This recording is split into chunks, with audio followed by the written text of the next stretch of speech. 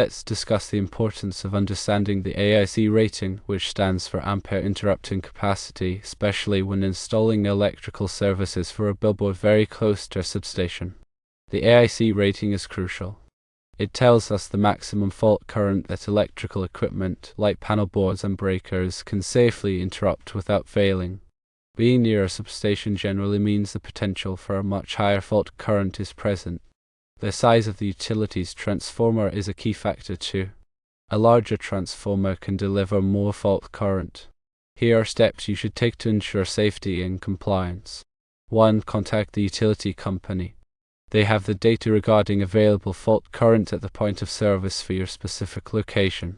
2. Carefully review the specifications of all your service equipment, including the panel board, circuit breakers, and any other relevant components. Focus on their stated AIC ratings. 3. Compare the AIC rating of your equipment to the fault current value that the utility provides. If the equipment's AIC rating is equal to or higher than the utility's fault current, you're generally in good shape. 4. Consider consulting an electrical engineer.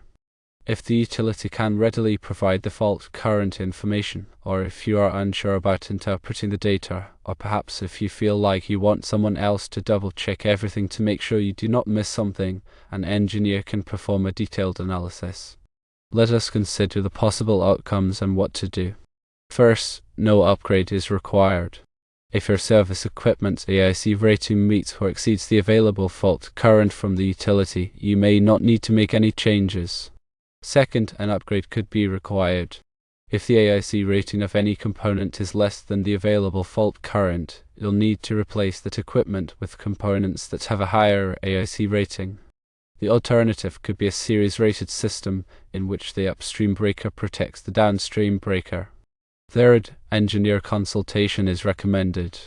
If you are not comfortable with any of this, an electrical engineer can assess the situation, perform calculations, and provide specific recommendations for your particular installation. In conclusion, determining if you need to worry about the AIC rating involves getting the fault current information from the utility, reviewing the specifications of your service equipment, and comparing the two.